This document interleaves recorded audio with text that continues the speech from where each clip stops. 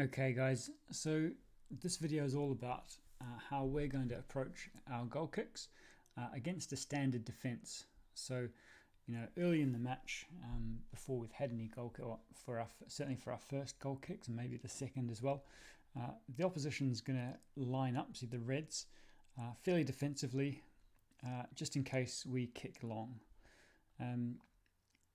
And that gives us the opportunity to play short, as we've always done with our goal kicks. You can see there's lots of space in front of the left back and the right back. Obviously that space doesn't last long, as the striker here either goes this way or that way, depending on wherever the ball goes. And you see we've got our central defensive midfielder, so our CDM, ADM, so attacking defense. CAM, our CAM, attacking midfielder. We've got our wingers here. We've got our two strikers. So the most important thing that I want to change from what we've been doing is, instead of the goalkeeper making the decision on which way to pass the ball from the goal kick, I want to put that decision with the CDM.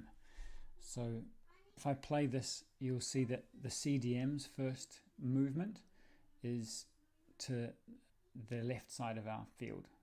Okay, so let me hit play here. I can't pause it, unfortunately. But can you see why we are asking the CDM to effectively dictate the play here? Again, how is he doing it?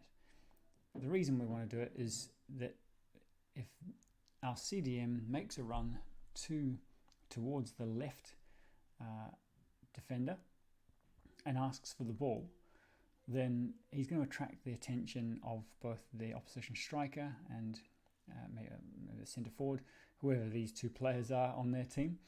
And they're quite likely to track him, even if it's just for one or two steps.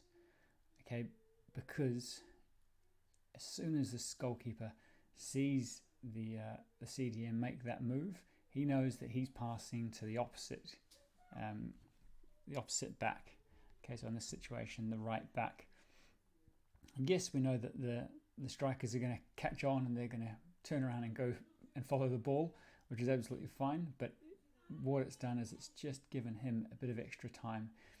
Okay, it means that they're not going to be on him quite so quickly, and he's then got the opportunity to make his next pass, whether that be to the winger who's coming back to help, or whether it be to the attacking midfielder who's there to help as well, or whether he wants to play a ball to a striker or beyond the striker to run onto.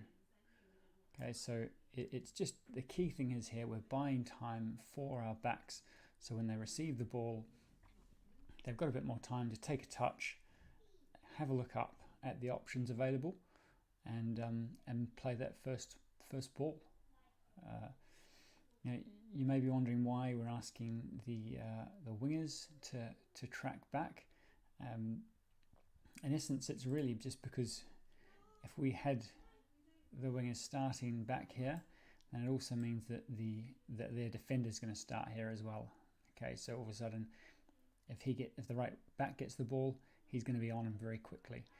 Whereas coming from halfway just means that there's a lot more space here, but also by running this way, he's going to draw the defender with him, and that provides more space for this ball to go through. And even if he's going to cheat over a little bit, it's still going to be hard for him to intercept a ball coming through here. The other thing that can happen, is that if the defenders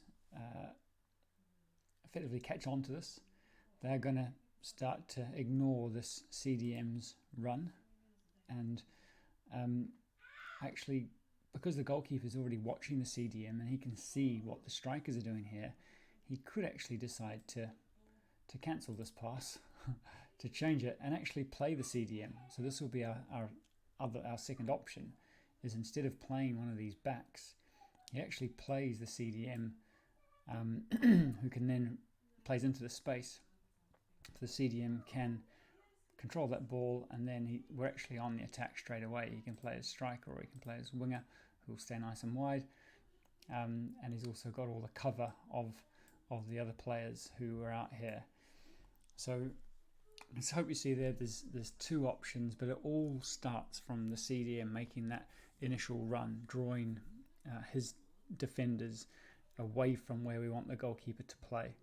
Or if he's not being tracked by those defenders, then the goalkeeper plays him.